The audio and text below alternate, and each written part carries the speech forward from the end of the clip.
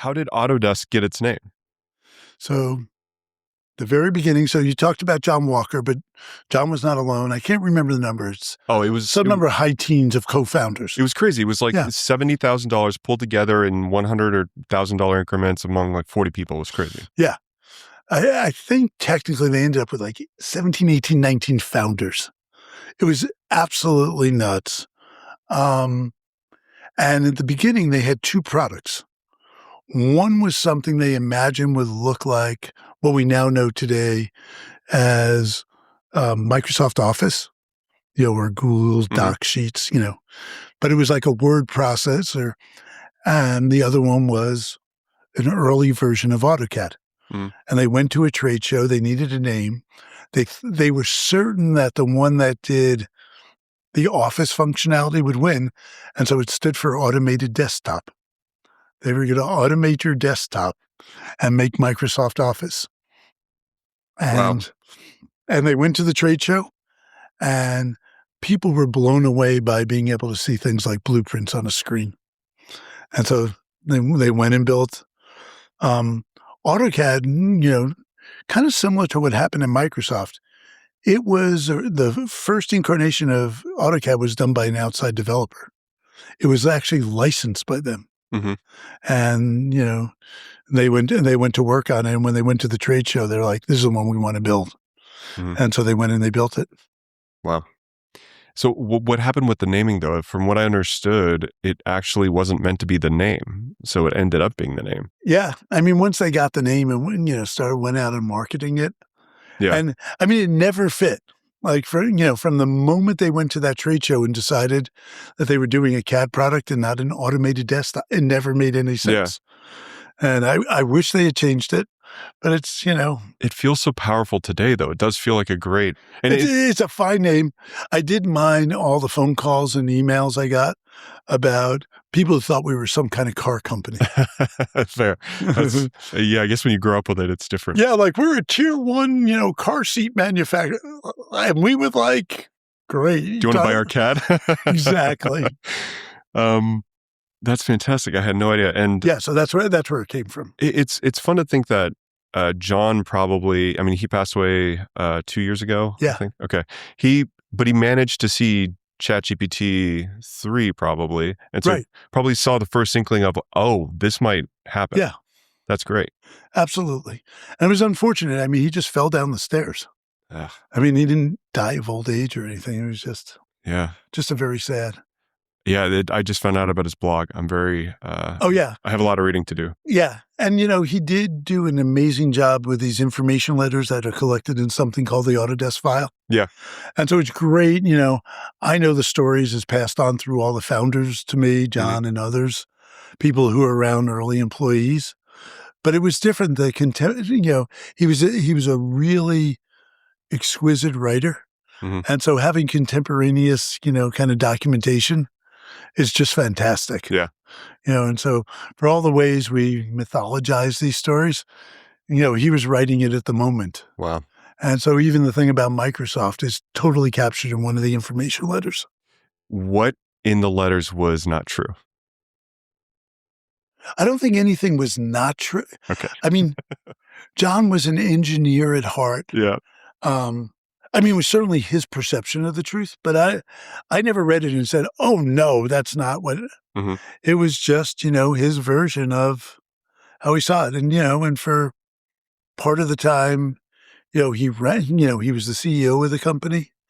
And so you always have less visibility, but it was pretty small. And I would have said, I think his account, very accurate. And certainly historically important, even if not perfectly accurate. It must have been fun to think back to some of those key disagreements or decisions and think, well, now it's fun to see their point of view, but even though I disagreed with it, at least I see it in retrospective. Yeah. And you can, it was interesting for me when I came along, just to learn about some of this stuff. This whole thing of how they got started where they would sell, they would try to sell a copy of AutoCAD, but they would end up selling two, and the person buying it could sell one. Yeah. And so it turned into some kind of, not quite pyramid scheme, but it was like Amway. And so a lot of architects would buy the one for their business, but then they'd sell one to a friend. And that kind of more, like who came up with that idea? Was piracy really the problem it was that we think it was back Oh, then? it was enormous. Really? Piracy was an enormous problem. And how did clearly you didn't do DRM or anything like that early days. Not in the very early days. Look, I think all the products that got stolen early on actually contributed to the success of those products. They're kind of everywhere. Yeah. For a while I was going around going, I wonder if I could find a Rhino user who actually pays for it. It's like, this always blows me away. The most installed application in I think 1995 or 4, something like this. Do you know what it is? No. Doom. Yeah. And it was partly because people were just copying it. You know? I remember I went once in China. I walked into a bookstore and there are like 300 books written about how to use Maya. Then I went back and I looked. We hadn't sold 300 copies of Maya. It was like, it was just like crazy. So yeah, it was a huge problem. People weren't accustomed to paying for software. There was no kind of accountability, no way to police it. Eventually, there were all these really janky kind of DRM things. Mm-hmm. I mean, there was all varieties of keys and plugs and things to attach. They were horribly inconvenient for your good users. Yeah. And the people who wanted to pirate it figured out ways around it. So it was just that's one of those things where like the interest in the companies and the users are like at odds with each other. Everything we did to make sure the people who use the product paid for it made it worse for our good customers. And so I was so thrilled when we could get out of that. Yeah. I mean, and the thing I eventually really love this. I occasionally see it today. There's 2 ways to check, the validity of someone using something. One is at the beginning and one is to check after. So many people put the kind of firewall paywall at the front. Like, give people a chance to do it, give them a chance to use it, give them a chance to pay for it. And then if you find out, like, guess what? 40 hours last week and you haven't paid for it. That's the time you talk to someone. Yeah.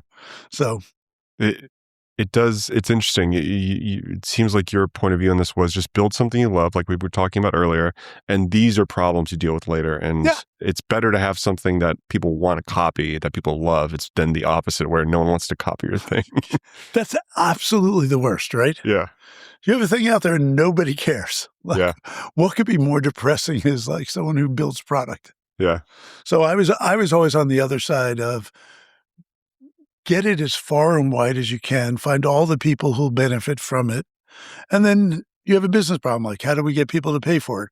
How do we price it in a way that meets, we had crazy things like, the people at Boeing use the product, they had 10,000 licenses over and over and over again.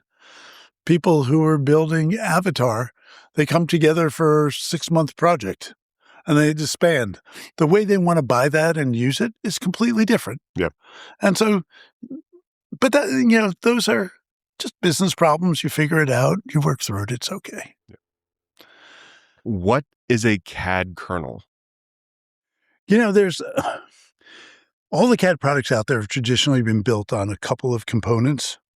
Sometimes they have a graphic system. They usually have a solid modeling kernel, which really just handles the geometric and topological operations going on. Many people have a separate kind of module that's a constraint manager. Comes up in the sketches, they might have something separate to do assemblies or something similar.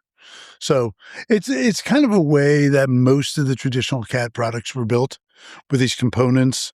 The geometric kernels were kind of the most difficult, not in terms of like pure function, but like edge cases. And users have seen the results. Like it takes years to get all the fillet, kind of boundary cases right. And then you finally get it right. And so people built on that. Was the layer between the kernel and the application on purpose, or did it sort of evolve naturally? No, I think it was pretty intentional. And in some cases, they were built by different companies. People licensed other people's kernels. at certain times. I mean, the one that's probably licensed the most now, is from Siemens, but at other times, you get licensed the one from PTC. Hmm. There was a company called Spatial that made one called ASUS. Hmm. And so, I mean, there were a lot of ways to get geometric kernels, but it was like really intensive amount of work that went into it. But in the end, it barely differentiated the end product Right. because everybody kind of asymptoted to the same level of functionality.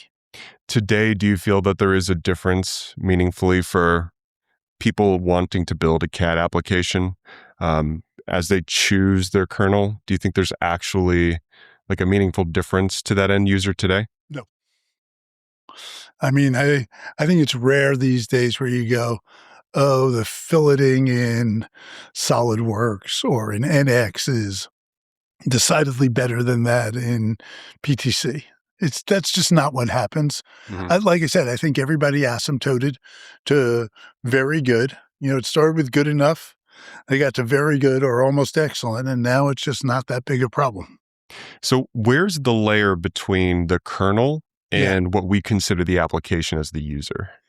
yeah. So I think there are a number of these subcomponents. The modeling kernel would certainly be one. The constraint manager would be one. Often the graphics library would be one. And then there'd be a bunch of application logic. And, generally for the application logic, there's an API to it. And if you look nowadays, that's where, most of the people with LLMs are hooking up to, either directly to the LLMs or they're doing it through using scripting. So, where does the LLM interface with in this whole stack of CAD As of applications? right now, they're almost all interfacing with the APIs. Okay. Every one of these products has a published API. Yeah. And because of the way LLMs work, really based on words, it's easiest to find documentation for the API and for it to know what things to call and stuff. Yeah. So that's really the place where a lot of it's getting done right now. I see. So, why in CAD is it so hard to get system performance right? For instance, video Mhm. games seem to be getting faster and better over time in terms of performance, and that doesn't seem to be the case for CAD kernels as much as, say, video games or anything like that. I think the difference is like in a video game, everybody plays, full on. Like the moment you start playing Call of Duty, you're just in this environment. Hmm. I would say most of the CAD users are not that challenged by performance. That if you were to just go out and figure out what people model every day, there's, a huge percentage. People are making brackets and bolts and small assemblies. Yes, there are the people who are doing aircraft and spacecraft and incredibly complex industrial machinery, but that is not the main thing. And so I think that's part of the reason. Do you have any idea what the percentage, so, what percentage of users are typically seeing 10 or less parts in their assemblies, or if they're even seeing an assembly? I don't know what the number is. I could certainly make one up, but I don't really But it's know. more than you would think. It's way more than you think. Okay. And so many people, because of the way these things set up, are out there modeling a single part. I see. And you've been in groups of engineers. I make a part or I make a small subassembly with 6 parts in it, and there's one person trying to put this whole thing together. And so it's not typical for most of the users to be working on multi-thousand part assemblies. I see. Um, are you using text to CAD on any of your personal projects? Not really text. Well, depends what you mean by it. Um, and what I've been doing for about the last year is mostly using Claude or Chat. And what I do with it is I ask it to make me Python scripts that drive Fusion. And I use the Fusion API to do both the CAD and the CAM. I see. So it's kind of text to CAD, but in a slightly roundabout way because I have this intermediate form called a Python script. Okay. Do you feel like there's a bridge that is potentially accidentally or purposely sort of made a little narrow between the CAD application and the API on the other side? that makes these text to CAD things a little bit more difficult to be really valuable? I mean, I'm on the other side of that. Like, I showed you the one piece we did, an entire piece that was, I don't know, it had 30, 50, 60 pieces in it. Yeah.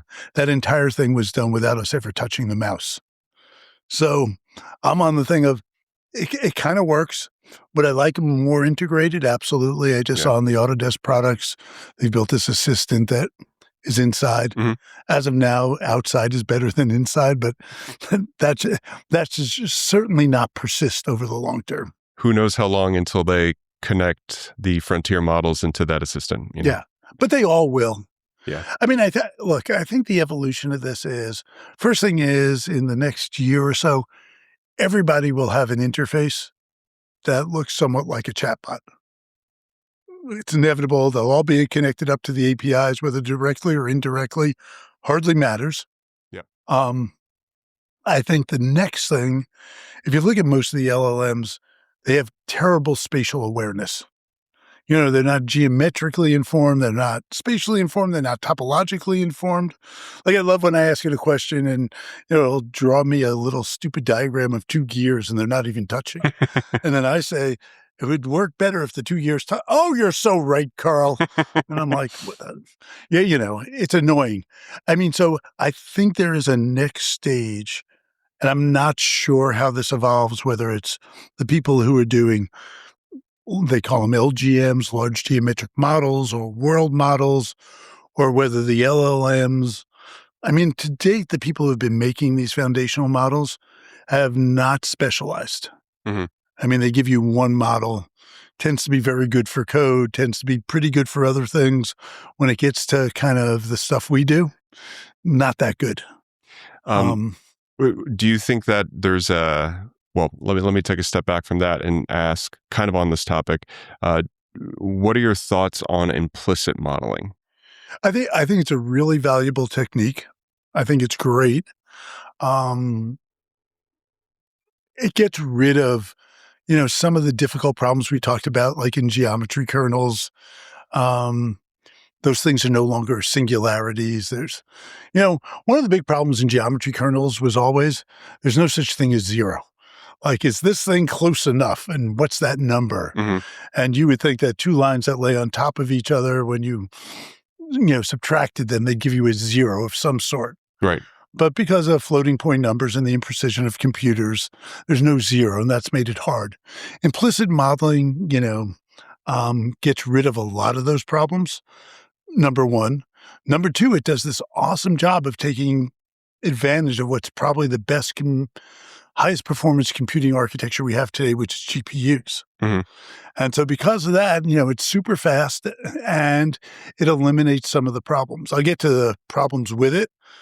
If you look back in time, there was a period when it was like, as CAD got started and we started having all these mathematical representations of things like curves and curved surfaces, we ended up with this kind of golden era where the manufacturing technology, and the mathematical representations lined up in a really nice way.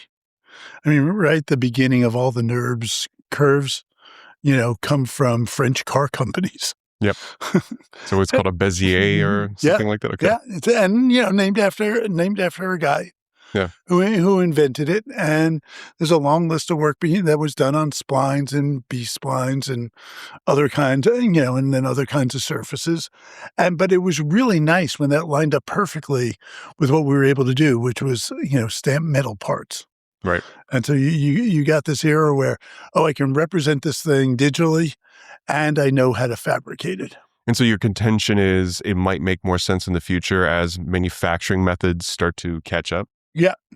And, so if you look at implicit modeling, where at first it got a strong position was with people who are doing some form of additive manufacturing. Yeah. Right? You get kind of bizarre geometries, easy to represent, easy to fabricate in 3D printing. Mhm. I think most of the people doing implicit modeling are way more ambitious than that.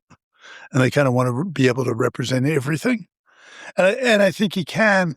Right now, I still see going from these implicit models back to things that are easy to use for manufacturing, still not as well-worn a path as it should be.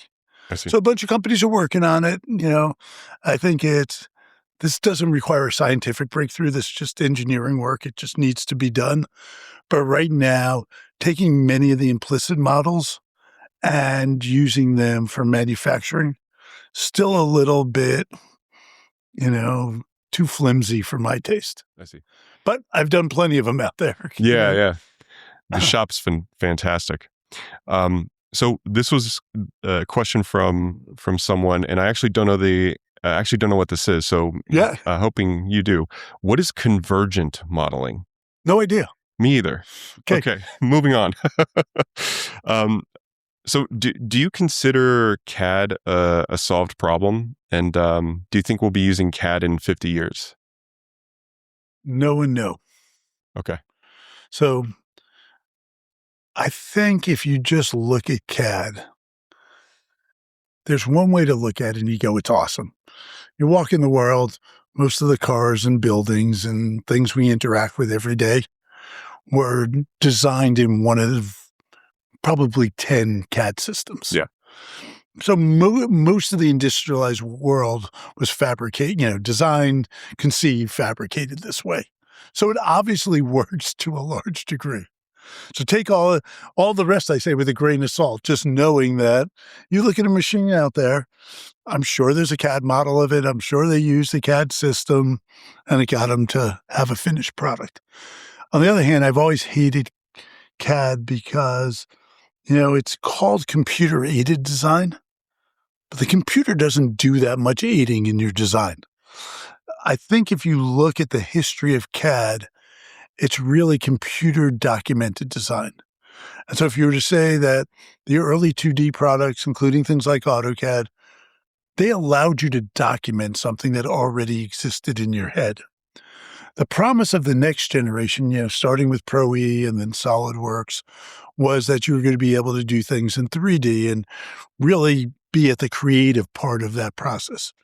Turns out that the way we use parametric feature-based modeling, it's probably just a 3D version of computer-documented design. It works best when you already have a pretty good idea of what you want to make.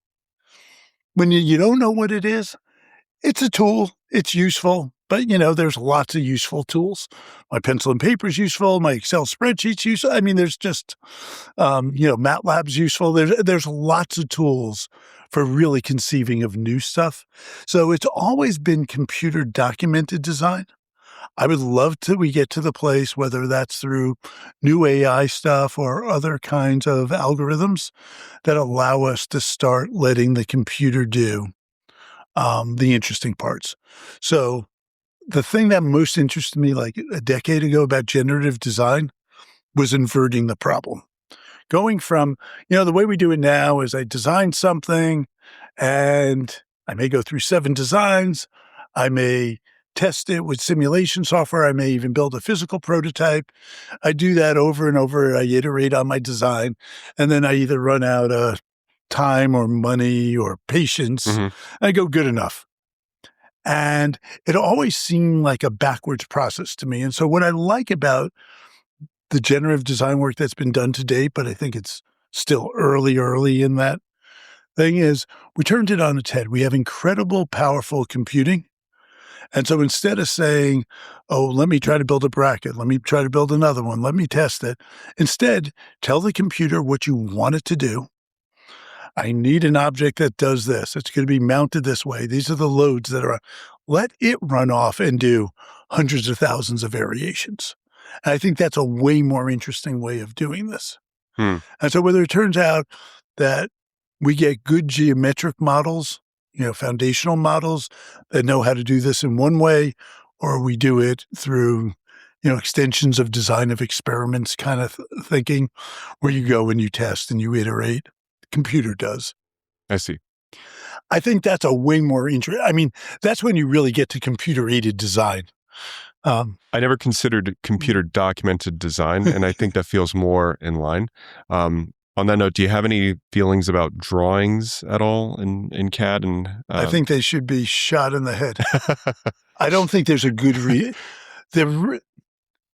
it's 2026. yeah. There is no reason that if you hand me a 3D model, you can't incorporate all the information in there.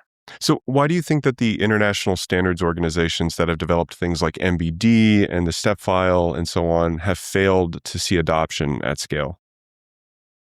I don't think anyone's done a great job of implementing them, Mm. but it should be there.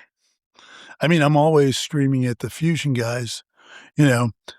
So, for example, if you use Fusion in the modeling part of the application, has a great description of holes and threads. To every ISO standard, which is, a crazy detailed standard. It's like this. hmm Totally implemented in the modeling side. I go over to the machining side and I'm picking holes and telling it what I want. Makes no sense. Where you want to get, I mean, there's two things that I ultimately look for, is that my 3D model conveys all the information I possibly need for fabrication. And we used to use a shorthand, but at some point I'd like to be able to model to the point where I can take my object and turn it on. And whether it makes sound or it rolls or it does, where servo motors twist and turn, that's what I want to. I want to see my finished thing working. And that, to me, at that point in which you could talk to a machine or give a spec to a machine, the computer generates that, and what comes back is a working model of my thing. CAD's done. Yep. And so whether it's called CAD or whether it's 50 years before we get there, I hope not. The progress we've made with language is so good. I don't think, 3D geometry should be so hard. But right now it's proving elusive. Yep. As I prepared for the interview, I learned a lot about CAD in the 70s, 60s, and then eventually into the 80s. Really surprised by how that whole field sort of evolved. And imagine today showing the tools, like showing an LLM to you in 1983. Could you imagine what that would be like? Yeah. So anyways, what was it like in the 80s working on CAD software? What was the feeling? Was there anything unique about it relative to the rest of the software industry in general, for instance? Well, first of all, it was just slow. I remember the early PCs didn't even have floating point processors. And what year was this? I'd have to talk to Claude about this, but get an answer. Yeah. But yeah, it was like the Intel 286 came along. It's still, you had to buy an additional chip to do floating point. So all the early stuff was incredibly slow and painful. That's what it was like working on it. What about the industry? Did it feel like energetic, or did you have any idea of where you were going? Yeah, I think there was a lot of energy in it. There were a lot of research being done. And it was a combination. It was both the engineering communities, but also like the entertainment communities. Because all the stuff you talked about in games comes from the same 3D geometry and the same kind of rendering. So computer graphics was at the base of all of this stuff. The geometric and topological stuff was at the base. So there was a lot of work being done on fundamentals. Some people used it for making movies and games. Some people used it, for doing science. Some people used it for engineering. So it was filled with energy. It was super exciting, but when you look back on it, and I think we'll see the same thing with AI and every other technical. People went down lots of long paths of hard work. So you can go back and read SIGGRAPH papers on doing hidden line and hidden surface removal algorithms. It was popular for a decade or more. And at the time, there was this invention called the Z buffer. And, and people were like, so you're going to have a byte of memory for every pixel on the screen. That's crazy. It's so expensive. And it turned out, we now have it in $40 graphics cards. So, and it obviated almost every piece of software work that was done in that area. And so sometimes the software carried through and other times it just disappeared. So at that time, did you have any idea that you were going to diverge from the computer graphics industry? Did you know that B reps were going to be the standard? Did you know that, you wouldn't be able to use meshes the way that they do? Not it. I wouldn't have said in the 80s. I would say by the 90s, you're starting to see a real separation. Okay. And you start realizing like these things that superficially look very much the same are really not. Yeah. And So you really, there wasn't a sense of, oh, this is what it's going to look like in the future. You really was sort of going down these different paths and investigating and trying things. oh yeah, there was a lot of investigation, a lot of experimentation.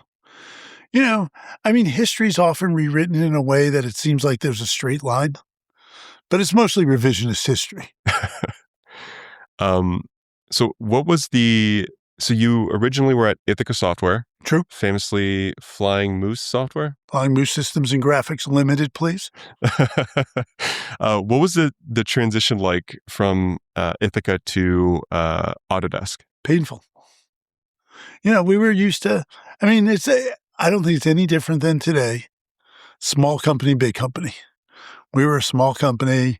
We could change direction. Me and my buddies, we'd go to lunch and talk over lunch. And by afternoon, we were doing something different.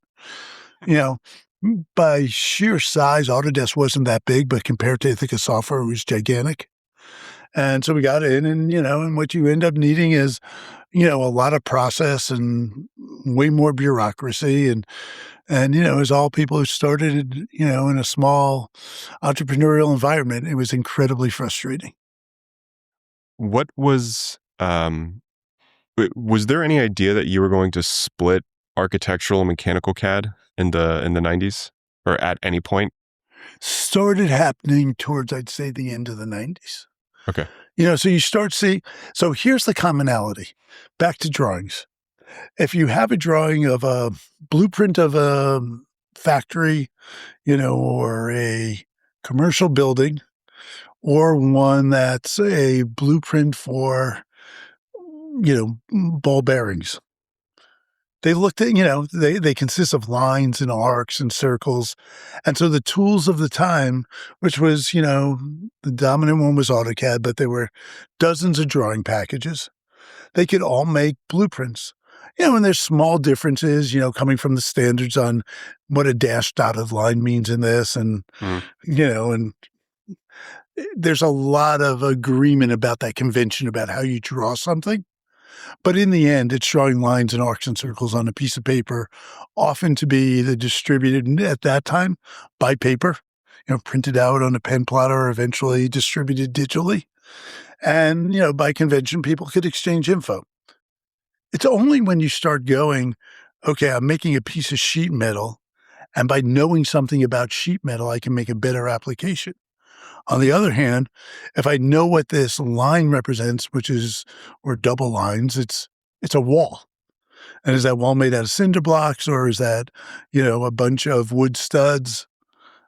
Knowing that allowed us to have very different applications. And so the first attempt at AutoCAD was to build stuff on top of AutoCAD that was more domain aware.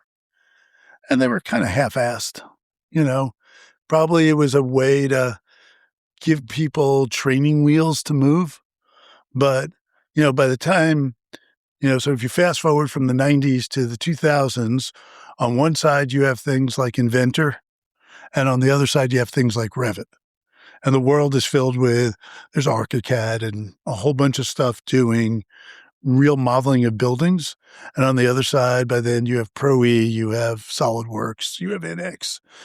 So at that point, it becomes pretty obvious that by knowing something about what you're modeling, you can build a much better application. And so it wasn't necessarily clear until you realized this fact that, wait, if we tailor to the thing we're doing, then we end up with a better application for our users? Yeah. Okay. Were there debates around this? Was it like hotly contested? That's true. Gesundheit. Sorry, ask again. Were Then you can edit it. Or not. Was this contested at all? Was this something that caused arguments? Slightly. I mean, there were people who wanted, certainly at Autodesk, to hang on to AutoCAD for longer than it could be held on to. And I would say only that period where there was some stuff built on top of it was it really arguable and controversial. Once we went forward with building a separate application for mechanical modeling and for architectural, it immediately became clear why it was better. So, on this topic of there being multiple applications potentially, you're at Autodesk in the 90s. Yeah. You're working with John Walker, who famously Yeah. founded the company. Was he the only one who shared this fear that 90s Microsoft might enter the CAD market, or was this a general feeling in the market? I think at the time, Microsoft was a scary competitor for all kinds of industries. As it turned out, I think there were areas where Microsoft won and they were powerful enough. But, there's plenty of examples where Microsoft tried to compete and just fell on its face. They're like, the company that's most similar to Autodesk that they went after would have been Adobe. We don't use whatever that crazy format, Microsoft XPS, was that it? Something. Anyhow, I can say PDF to anyone in the world practically, and they know what I'm talking about. Mm-hmm. They have no idea what the Microsoft format was. And so like a dedicated team at Adobe did a great job of fending off Microsoft. Do you think there are any lessons here for founders or companies building in the AI space right now as they think about Anthropic or OpenAI or any of the frontier companies? Well, certainly you're going to have that thing that always goes on, which is general purpose versus specific. I mean, that shows up over and over again. Like I mentioned before, at this point, there really is very little splitting of the foundational models. But one could imagine a model that's better for doing something very specific. Mm-hmm. They've chosen, and probably it's a matter of technology, but also a matter of business, not to have separate ones. And they would really love for it to be all one thing. But as we said, we already know LLMs do okay at math. They're not great at it. They do okay at protein folding, but they're not the tool you would choose. So you go through this and you go, I really want somebody to come along with a world model that really understands 3D relationships, understands physics. And I don't mean the words about physics. I mean, it understands electrical current, or it understands friction, or it understands the laws of optics. That's different than being able to write the words about it. Understanding is not reasoning and vice versa. It's not reasoning about the words that describe the phenomena. I see. I want it to be thinking about the phenomena. So did you feel the .com bubble at all in the CAD market? Yeah, totally. It's interesting. Like the CAD market has always been a little bit of a ghetto, so to speak. Like it's very specific. It's very valuable to the people who need it. But like not everyone in the world knows or cares about it. Search engines crossed over to mainstream. LLMs are in the mainstream. CAD never crosses over because if you're not, designing and building things, maybe, once every 7 years, someone goes, is there some tool I could use to lay out my deck? That's not what we really do, any of the CAD companies. So I go, it's always been a little bit separate. But what happened during the .com boom, all the money just went to, golfballs.com and petfood.com and whatever, all those crazy things. And I think it's not unlike what's happening now with AI is the vast majority of money invested in AI will be lost, but you will get dozens of very valuable companies. Same thing during .com times. A lot of companies came of age during the .com. In our, Fortune 100, if not Fortune 5 companies now. So I think you'll have a lot of successes, but the majority of companies won't succeed. Do you have any advice, having been through the .com bubble and what is maybe going to happen in AI here in the next couple years? Yeah. I always have, you mean for like the founders? for anyone yeah, essentially people founding the companies or building those companies. I'm always on the thing, if you build something that people find really valuable, you will be able to build a company. And, and that's not what your investors tell you, and it's not what the trade rags tell you.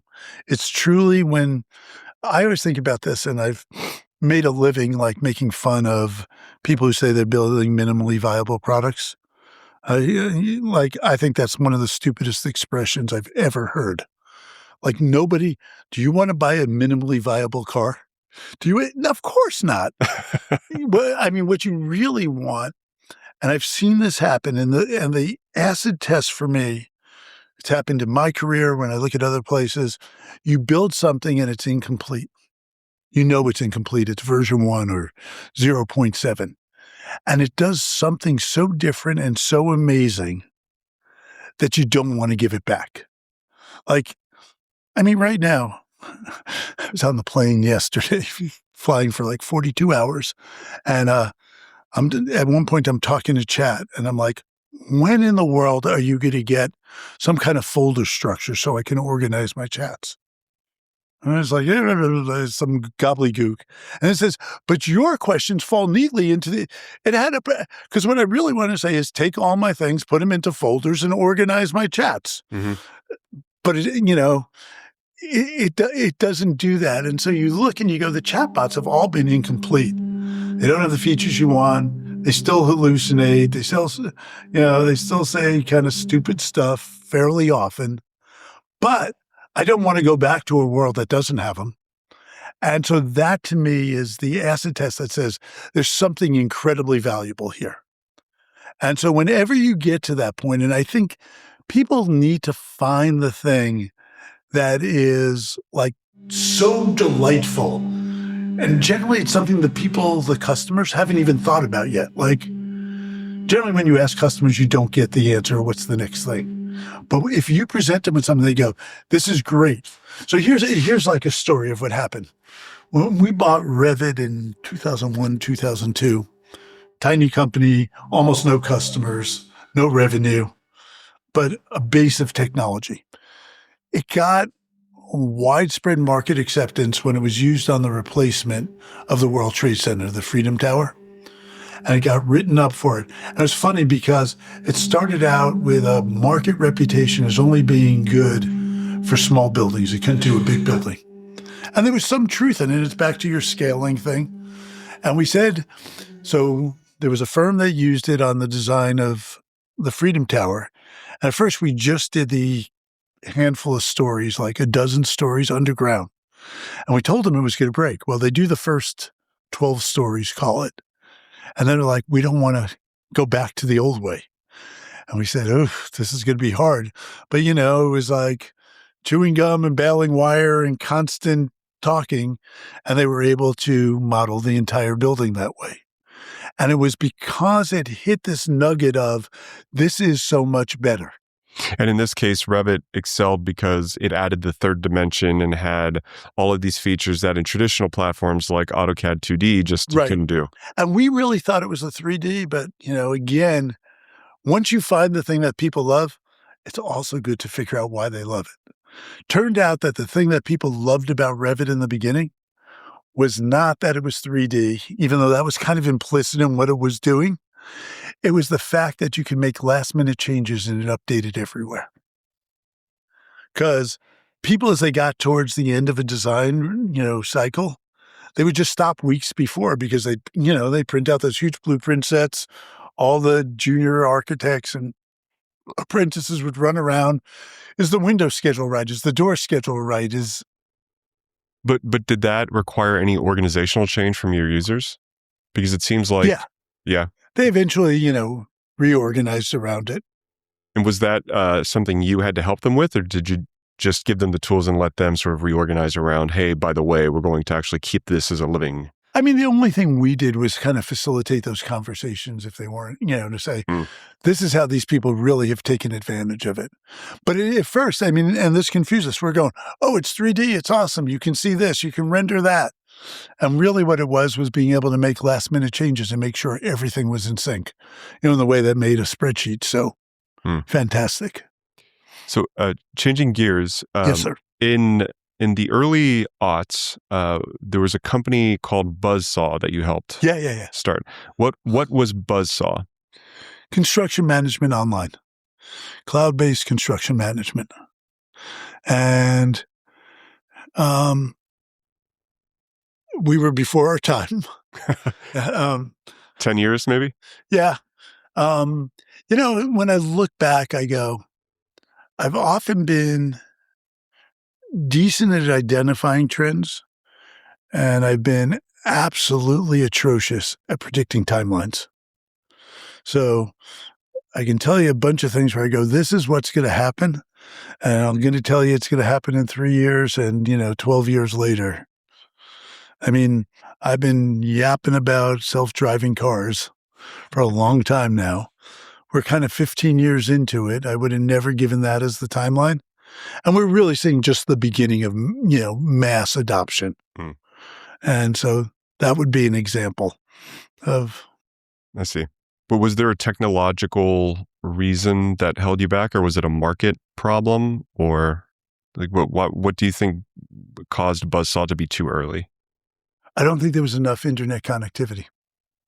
I see. You go to a job trailer now, the first thing that comes in is internet. Hmm. Everybody has a phone in their pocket that's 5G. Go back to I need a hard wire. It's in the middle of nowhere. So I think that was part of it. But I think Buzzsaw could have existed. The company that came along at the same time, more or less, and is through hard work, perseverance, is Procore. It's a big, billion-dollar company, and they kind of started at the same time. They were almost in hibernation for, from 2000, from the 2000s to 2010, because that's how they lived out the period where the market really wasn't ready. What was whose idea was Buzzsaw? Was this a collective effort at Autodesk? Yeah, I think there was a bunch of people thinking about, what the future was going to be. Seemed crazy that people were passing around rolls of drawings and just passing pieces of paper. We were certainly not doing that in software development. You can see the beginning of change, but Procore built a great business on that. And so, and now Autodesk is doing it again. They have a big focus on construction. So both companies, are competing in that space, and construction is just not done the way it was done in 2002.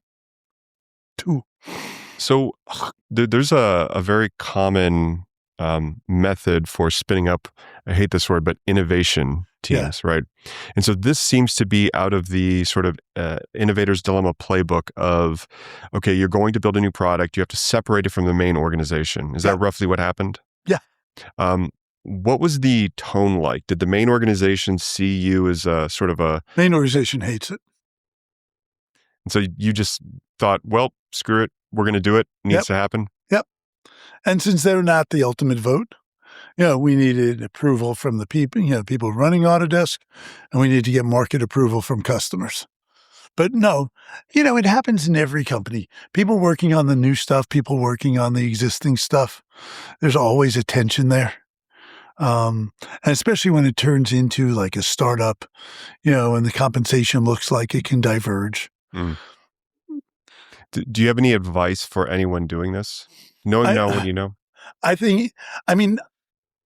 Look, I think most big companies are not designed for their second innovation.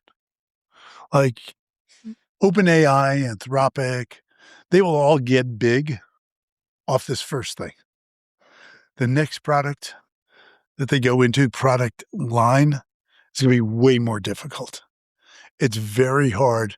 And I don't think big corporations are really the ideal vehicle for innovation. I did this TEDx talk years ago on innovation. I said, remember talking about every time I went into a big company that had a department of innovation, I would just cringe. Yeah.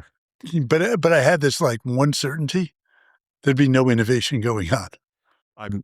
If you want to kill an innovation team, as far as I can tell, call it an innovation team. Exactly. Yeah. Whereas if you say, no, it's doing, it's going after this market opportunity differently, great, go build a new product. So, in your best estimation, why do you feel it's required to separate it from the main organization? Because main organizations are, for lack of a better phrase, make the trains run on time. Hmm. Predictable delivery, incremental improvements. You don't want your main product taking huge risks. Hmm. You just want it to keep being the thing that people depend upon. And in turn, the company runs off of financially. These other things you don't want to move at the same. You want to move more quickly.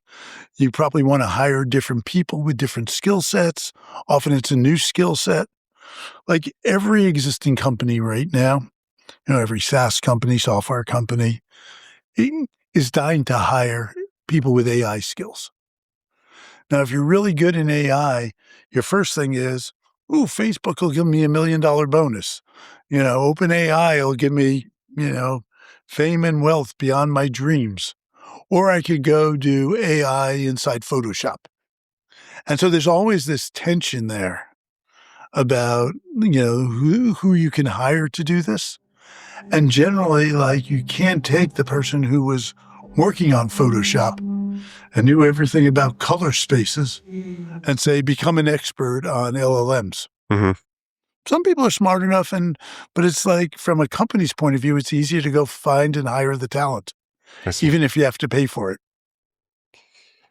So, famously in 2001, Spatial, the provider of your CAD kernel at the time, which was called ASUS, Yeah. was acquired by Dassault. Yeah. Did you have any idea this was coming? And can you tell us the story of the fork? Yeah, we knew it. We knew it was a possibility. The problem was we were the biggest customer, Spatial, and they didn't have a lot of customers. Our contract allowed for us to get a fork should anything financial change of control with the company or if they had folded. So we were kind of prepared all along for this. I don't think in that case Dassault did their homework because as far as I can tell, the only reason they bought it was to screw Autodesk. And we ended up with a reasonably lengthy trial in Marin County about this, that Autodesk won. I think the jury settled, the jury judgment was in less than an hour. Wow. It was like a 3-week trial, and in less than an hour, they came back and Autodesk won. So we were pretty prepared. I'm not going to say Autodesk is always prepared, but in that instance, Yeah. we were kind of ready for it. That's right, France. America won again. So, had you always had a backup for the kernel or a backup plan? Like, should this happen, did you have an idea of, okay, we're going to do X, Y, and Z, like a playbook almost? Yeah, we had a team of geometry experts, mostly PhDs in mathematics, and we had access to the source code, and we took it over and hired a few people from Spatial and just went away. It was not very disruptive. Really? It was not, I think, because it all came out in trial. I mean, I remember the phrase, it was like, one of the Dassault execs was, we're going to step on Autodesk windpipe or something equally graphic like that. Yeah. I think they just miscalculated. Yeah. That they never really used it. They never really turned it into a business. They thought it would really screw Autodesk. It didn't. In some ways, it was liberating because at that point, because of their action, we were able to fully access the code. So, yeah, and that's incredibly an interesting part of the story was that you had the keys. Yeah. And so we just ran off and did it. And now, what is it now? 20-something years?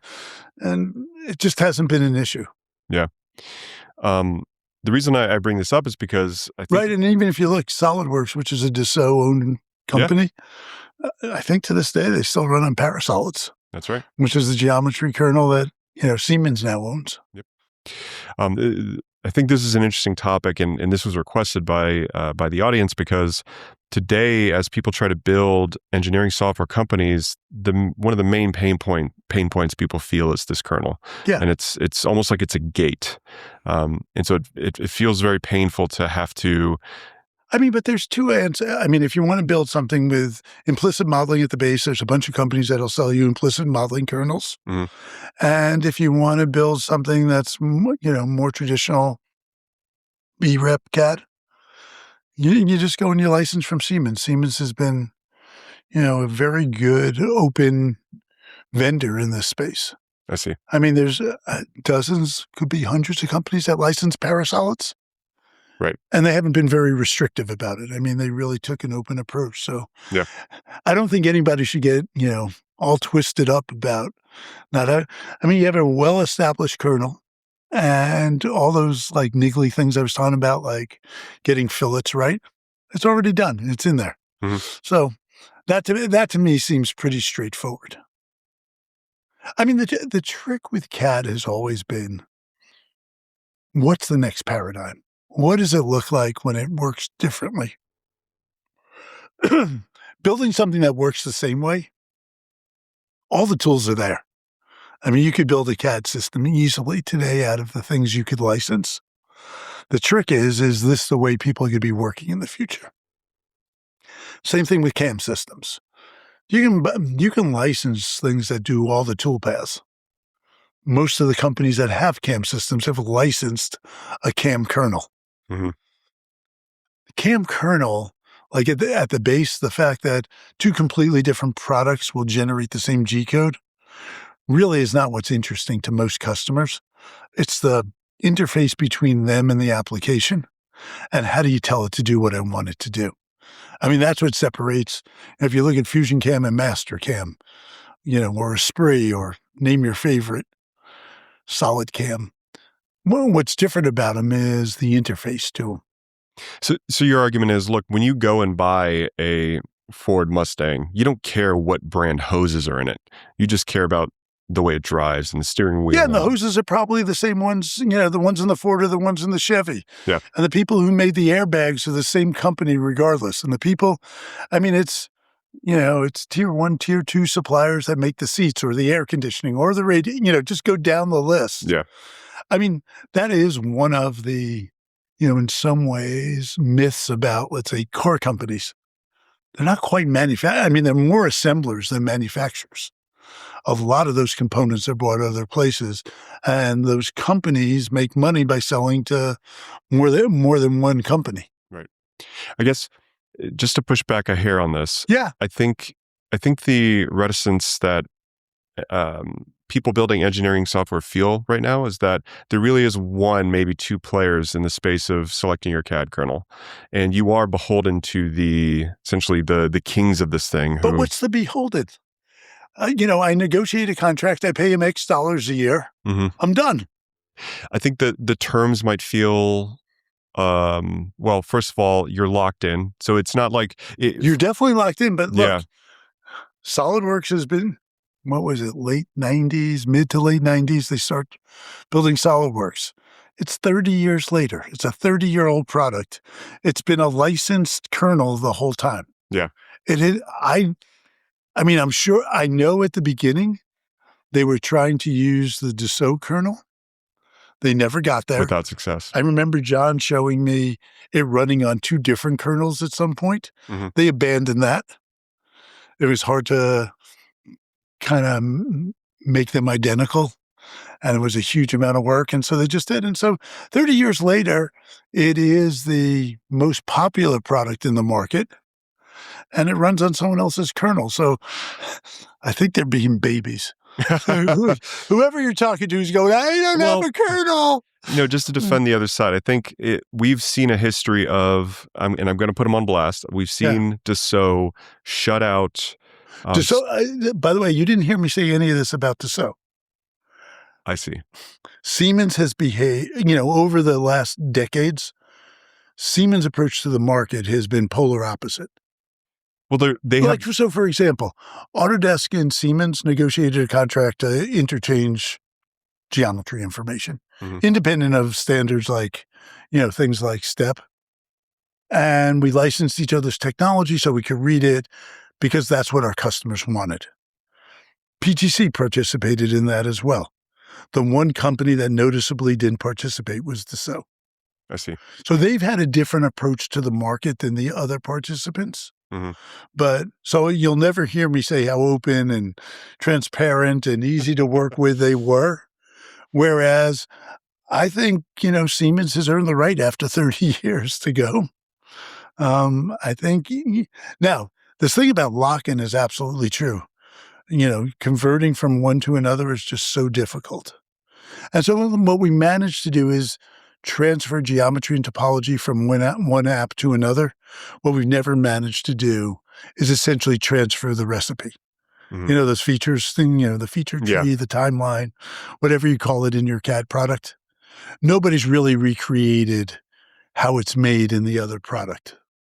So when I tell people about this, people outside of the engineering software realm, they're always surprised by this fact. They Yeah. they assume that the step file can be truth, when in reality it's really not, because you don't. No, it's an artifact. Mhm.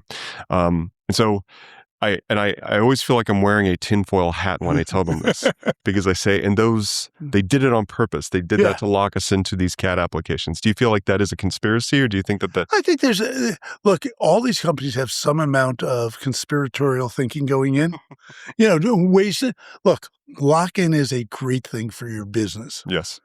Whether you obtain it legitimately or not is a different question. But when you obtain it, it's like, but sometimes we realized when we did our deal with Siemens that we had lots of joint customers. They would be better served.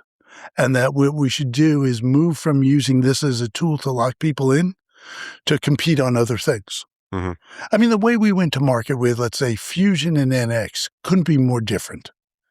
So compete on the functionality, compete on the price, compete on any other feature in it.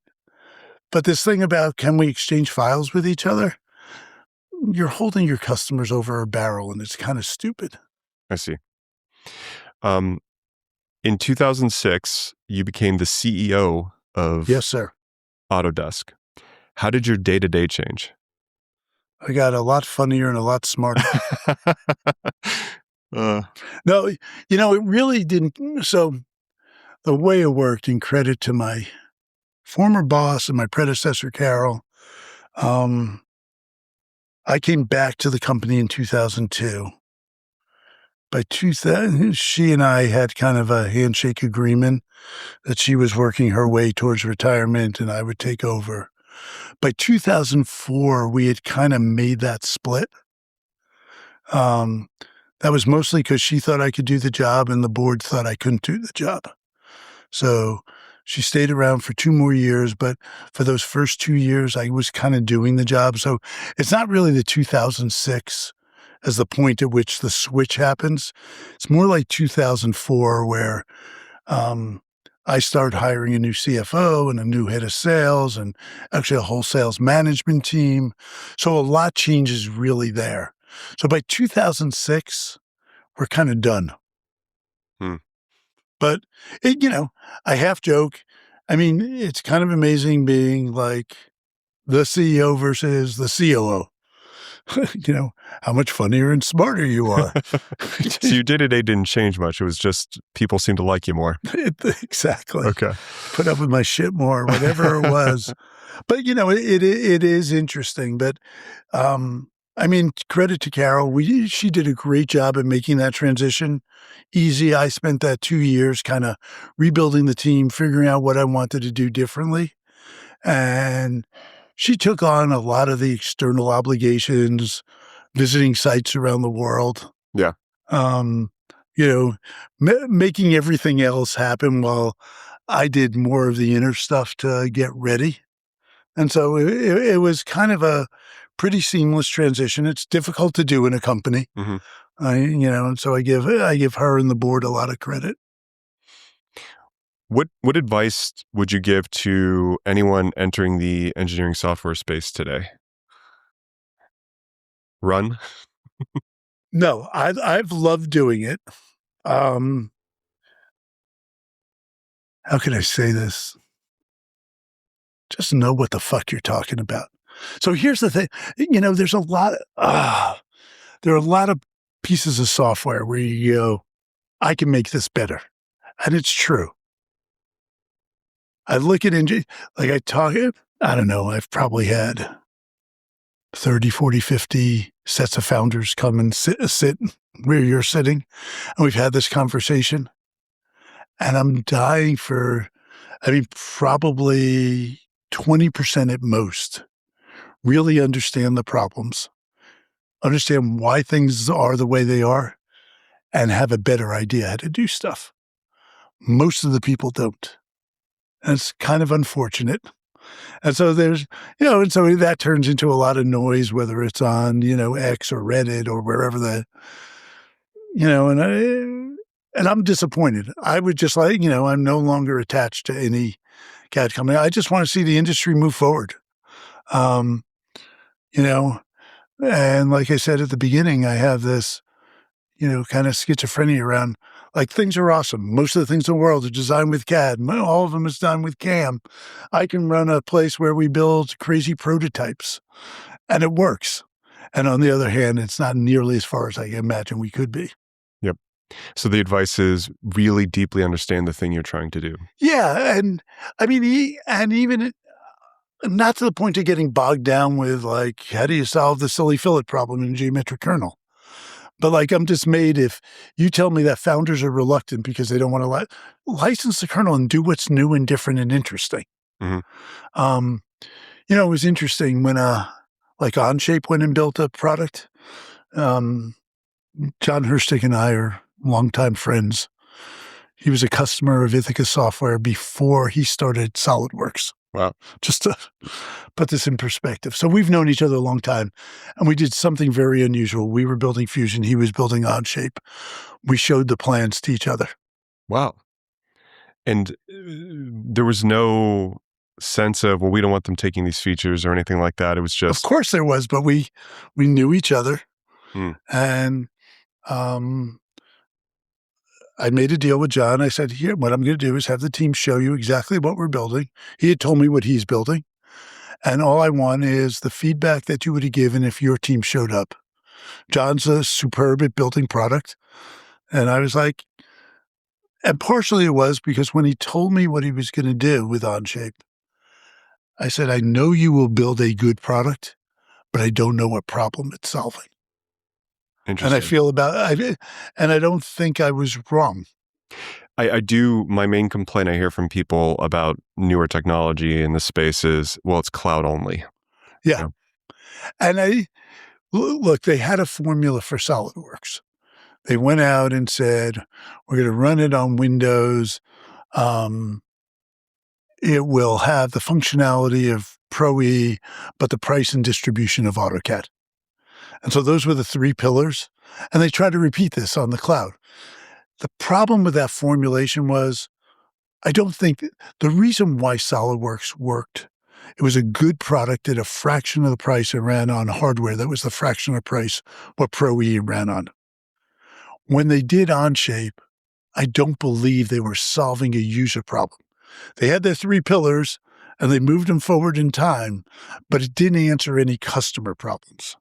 So this is an interesting thing that gets left behind a lot in that, we talked about software in the 80s around CAD, but did you have any sense of what the hardware was going to be? For instance, you mentioned that the hardware is a part of the pricing on SolidWorks. This is something I think every company was closely aligned with the hardware guys to try to understand where it was going. And at the time, if you looked at technical complexity and number of users, we would be high up there, all the CAD vendors. Simulation vendors, analysis simulation vendors, they would be more technically demanding, but fewer users. Mm-hmm. So we were in this interesting sweet spot where workstation vendors and then PC vendors, GPU makers like NVIDIA really cared about these applications because that's what drove their purchase. Interesting. So we were all acutely aware of what the hardware guys were doing. Did the GPU... And desperately needed them. So people might not remember this, but it wasn't necessarily assumed that GPUs were going to be the paradigm moving forward. For instance, sound cards got built into motherboards and Right. no one noticed. But GPUs, were they working very closely with you at the time, or was Yeah. this okay? Yeah. I mean, we spent a ton of time with NVIDIA. But remember, it doesn't even start out as a GPU. Like when NVIDIA starts, it's 200 graphic cards companies, Hmm. all names mostly on the, dust heap of Yep. history. Um, and, in some funny way, I laugh now as people kind of rewrite the history of NVIDIA, and what I would credit Jensen, so right now Jensen's the tech visionary that everyone wants to be. Truth is, what he really was incredibly hardworking, incredibly persistent, and he managed to figure out how to be 200 graphic cards companies selling things that were nearly the same. Then he moved the GPU forward. Everybody forgets there's this hugely long period where GPUs are mostly sold to gamers. Yep. Then crypto comes along and then AI comes along, but it was not the computing platform of choice. And to this day, let's leave alone the new companies because it's changing considerably. But none of the traditional analysis and simulation companies, none of the CAD companies did anything but really use NVIDIA cards for graphics. Hmm. Nowadays, all of a sudden, you do have lots of companies doing things like simulation analysis, well, implicit modeling Hmm. on GPUs, but that was not the story. Hmm. And GPUs have just become so powerful. But you had this inherent conflict in that because we talked about that timeline of parametric modeling, and it being dependent on things before it, it was not an easily parallelizable thing. Right. And this, Still isn't. yeah, this is kind of what I was getting at. I wanted to get to earlier, which was what the performance thing that we talk about with CAD being so hard relative to the computer graphics industry. It's fundamentally because of the way B reps or the jet. It's not the B reps. I would have said it's really that history timeline. It's the making of the recipe for how you build this thing. That's time dependent. Okay. And because you can't yes, you could factor it in a way and go, this is not dependent on that and this is not dependent. But both of the most popular computing platforms available, one became multi-core, multi-processor, kind of in the Intel vein, and the other became GPUs. Hmm. One of their big advantages in each case, it was some kind of multi-processing, multi-threading. Hmm. The basic architecture of these CAD things was not great for it. See. So you always just had this fundamental mismatch between how you wanted to compute this and what the computing architectures were. I see.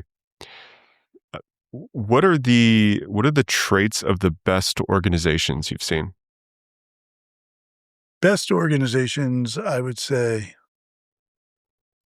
let's start with the first thing is they make money. Okay. And it's half a joke, but I mean, nothing kind of pains me more than when a founder comes in and yells about like, I just raised $100 million from fill in the blank of your favorite VC. And I'm like, good for you. Guess what? Your job is to return more than that. When you return more than that, that's the time you celebrate.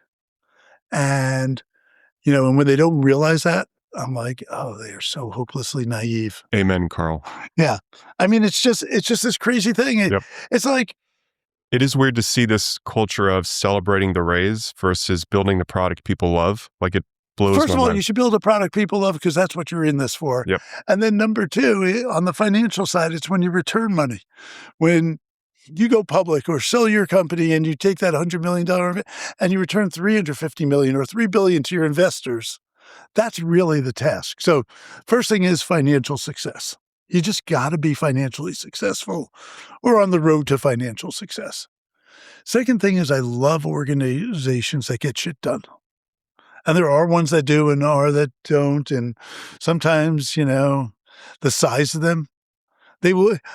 The total output is something, but the per capita output is minuscule, and it's sad. So I like organizations that are efficient and get stuff done.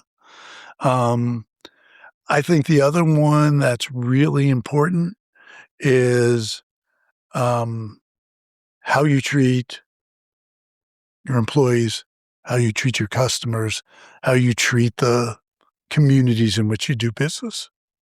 So just being a good citizen. Um, you know, it's it's been a little dismaying to watch how the world.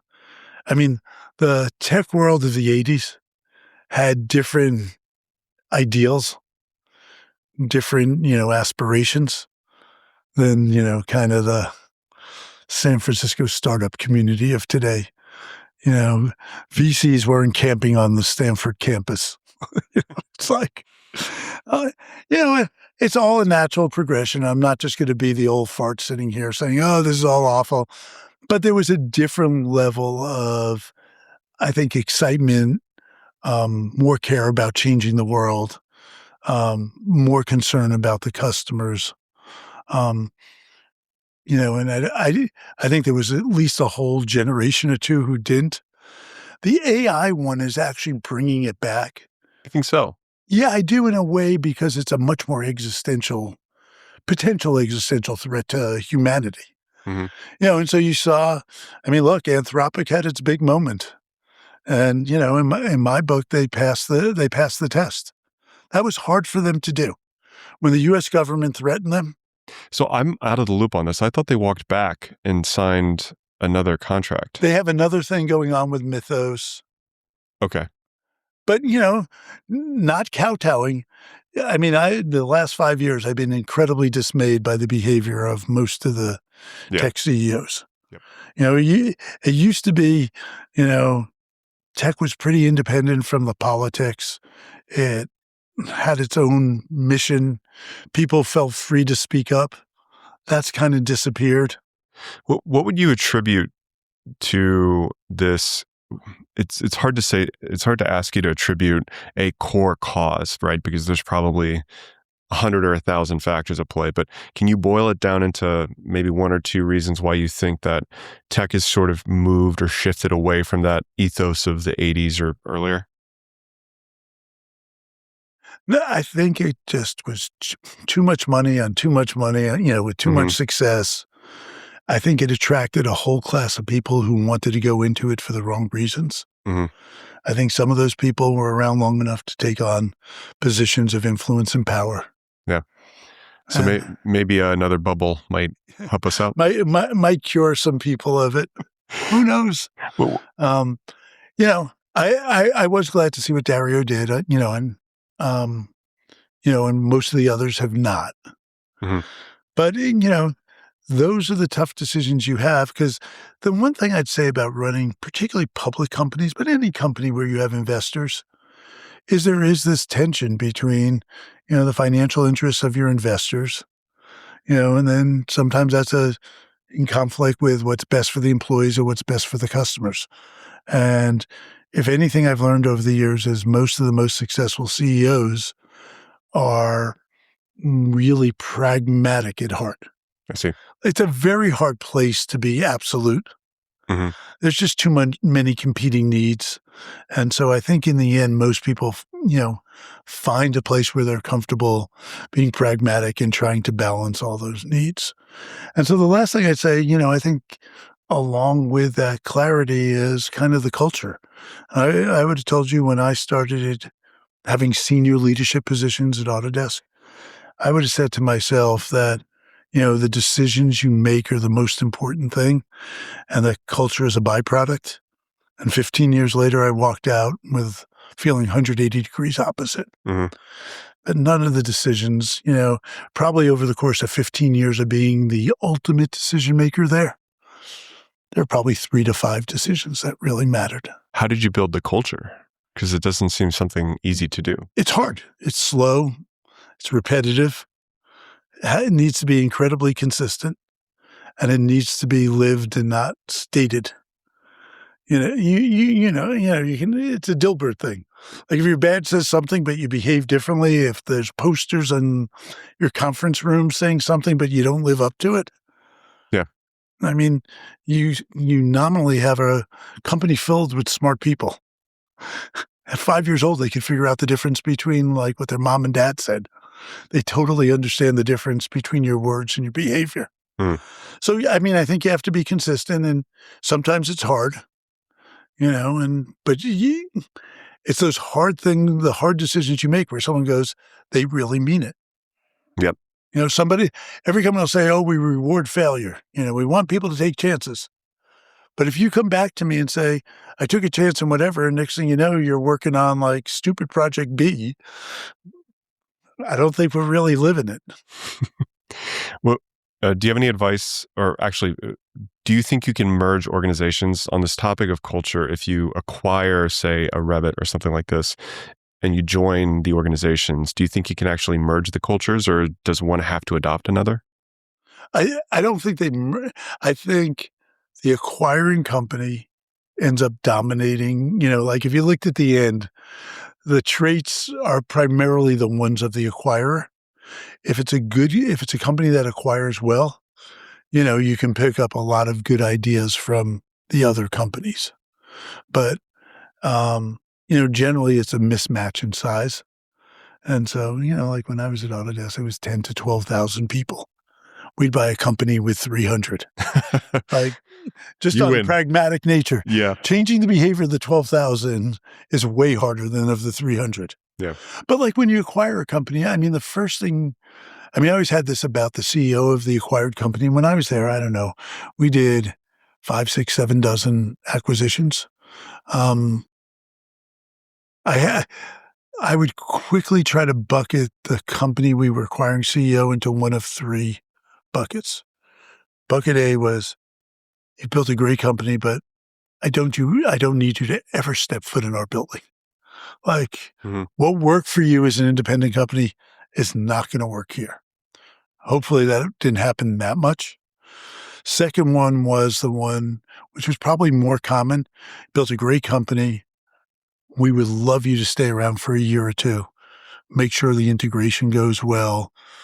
You know the product and the people better than anybody. And after 2 years, you're free to run off and do whatever you need to do. The third one was where you go, these people are awesome. At some point, I looked and the majority of the vice presidents at Autodesk when I were there had come from acquisitions. There was something really nice about people who had lived the consequences, have owned the consequences of their decisions. In a big company, it's easy not to own your decision.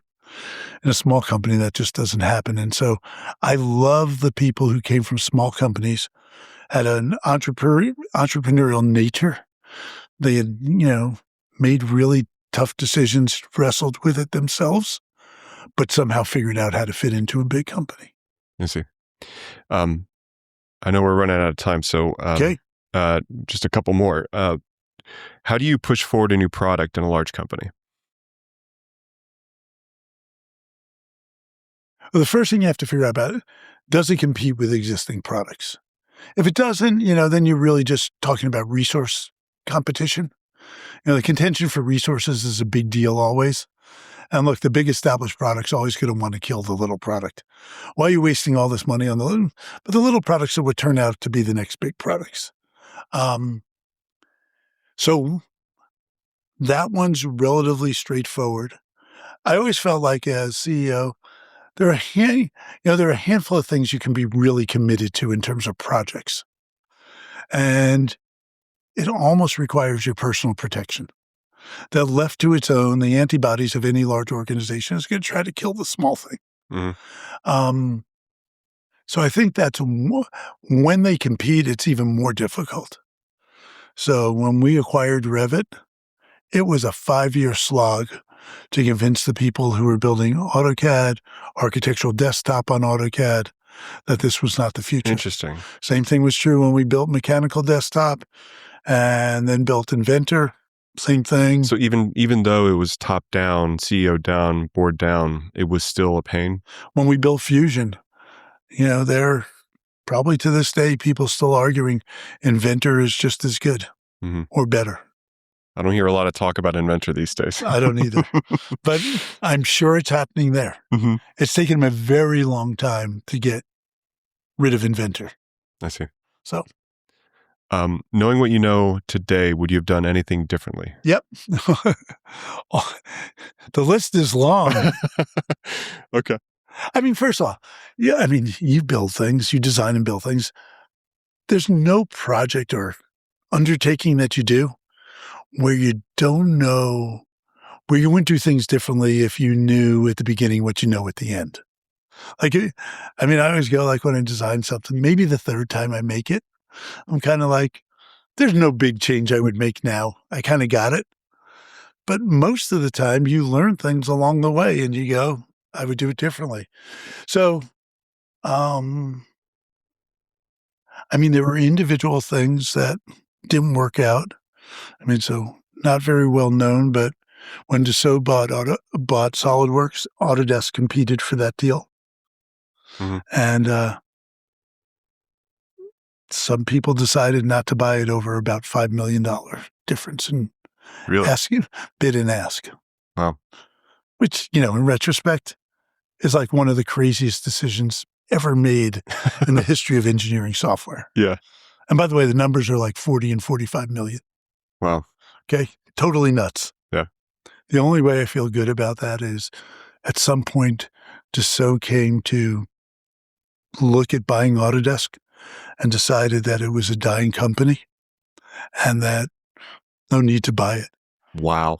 And so every day, at the time, the company was probably $2 billion market cap, $1 billion in revenue, $1 billion in cash.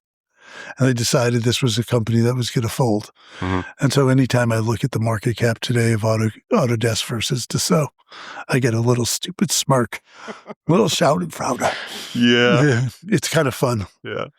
I mean, we collectively were stupid for not buying SolidWorks. They were even stupider for not buying Autodesk. Yeah. Well, on behalf of all of the people who end up listening to this and myself, thank you for building some of my favorite products. Carl You're Bass, welcome. thank you very much for this. It's fun. Sure. Pleasure. Cheers. Thanks.